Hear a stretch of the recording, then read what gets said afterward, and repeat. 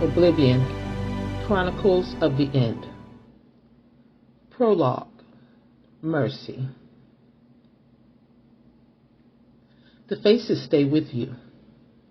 Whether one dies young, heroically, in the heat of battle, or lives 1,000 lifetimes of sleepless nights, whether events unfold a fortnight ago or millennia before one's own existence, it matters not how much time passes, how far you attempt to run from the memories, or how slight your personal connection. The faces will always stay with you. This is the blessing and curse of the empath warrior. Her name was Mercy, and as she mindlessly tended to the Mercury Mountaineer's pre-road inspection, she contemplated how many years she had wasted before accepting this fact, attempting to hide from her own DNA as she gallivanted through life, ignorant of her purpose. She shrugged outwardly, resigned to her lack of control in the matter. Having been born into oblivion herself, she was never quite sure of her effectiveness because her awakening happened at such a late hour. "You thirsty, baby?" she asked aloud after confirming the oil level on the dipstick. The 26-year-old vehicle still rolled like a dream so long as she gave it regular TLC. She rifled through the 5-gallon bucket at her feet, locating the funnel and motor oil, then added the full 2 quarts to the engine. She had a long drive ahead of her, not that she had any clue as to her destination. Sometimes she knew where she was headed months in advance, and others, like this time, she only perceived the general direction. Northeast. It was late spring, and she was grateful that she could avoid putting the snow chains on. She would throw them in the back, but she prayed she would be home long before she would need them. She could perceive the duration no better than the destination, and she prided herself on being prepared for anything. Well, anything she could control anyway, she thought, giving silent praise to the creator of all things, the coat. Over the years, she got in the habit of referring to what some called God as her coat. So many lies had been told across nations and cultures that she no longer used any of the known names for the coat. The mistreatment of her people, under the banner of those very names, prevented her from placing any stock in them. No one could convince her that any of those beings had her best interest in mind.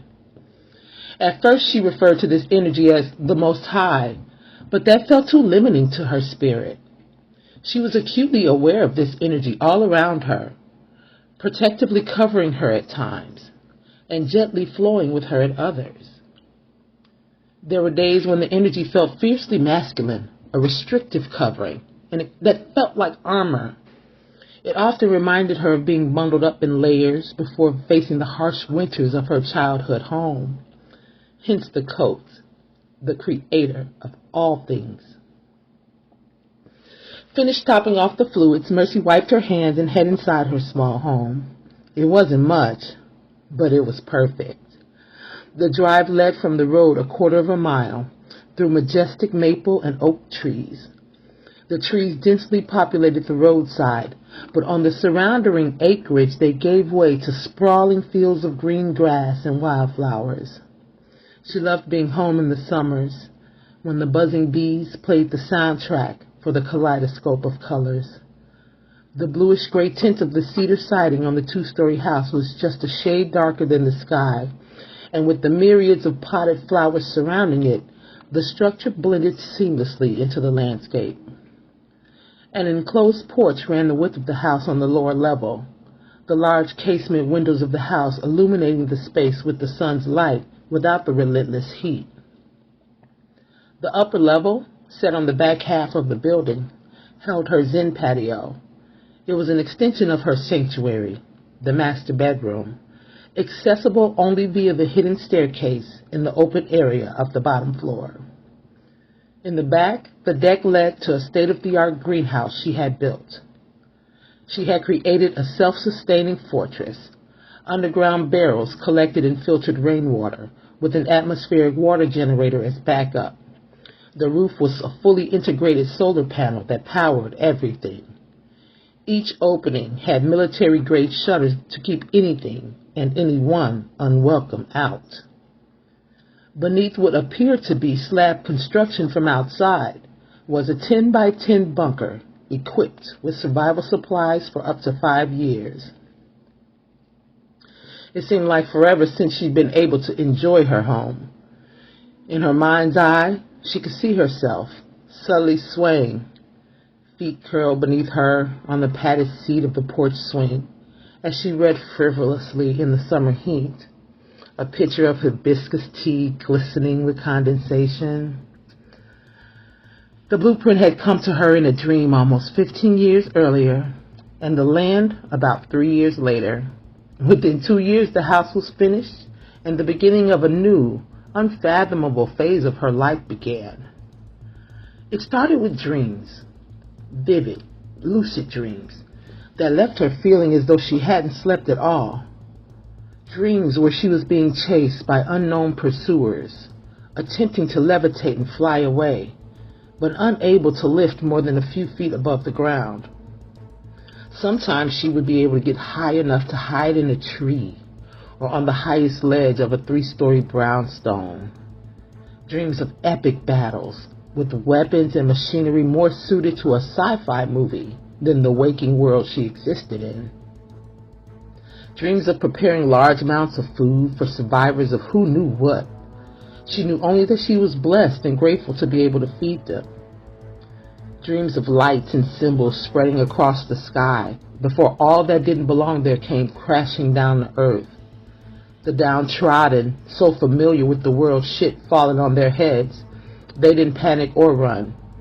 In these dreams she was amongst them, offering what solace and calm she could as they rode out the coast's fury.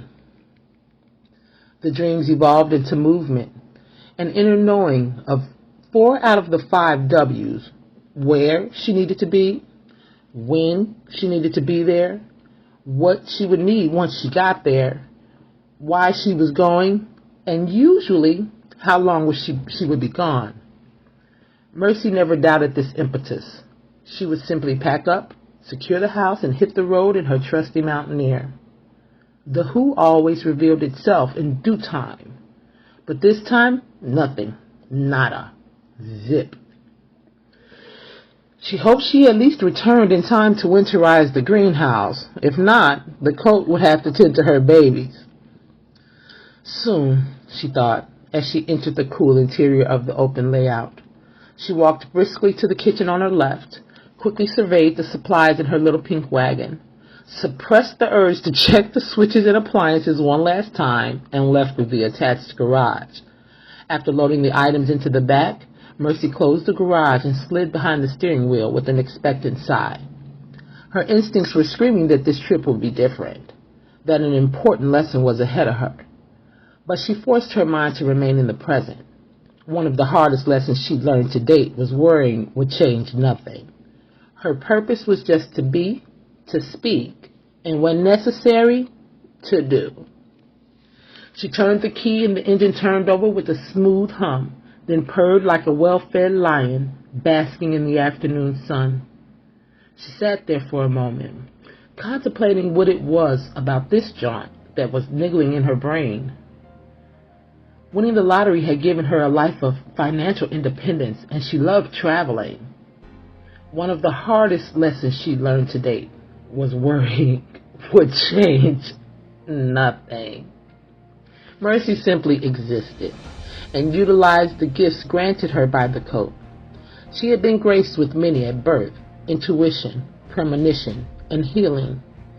Those strengthened over time, and as she learned to accept and hone them, at first she attempted mightily to suppress them, hating the ostracization, knowing too much created amongst her family and peers. However, it proved to be useless, as impulse control was not in her repertoire until recently. In addition, years of meditation honed the interface between mind, body, and spirit. In short, if Mercy could envision it, she could physically perform it. She had yet to try to fly in real life, she thought with a laugh. But that didn't necessarily mean that she couldn't. She turned on the AC and plotted her route on the GPS system she had retrofit into the console. The pink interior LED accents always motivated her to hit the road. One thing left, she said to herself, initiating her Molly music playlist before shifting into gear and rolling down the driveway.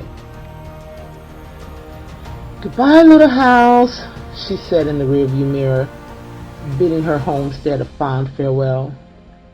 "See you soon." Hopefully,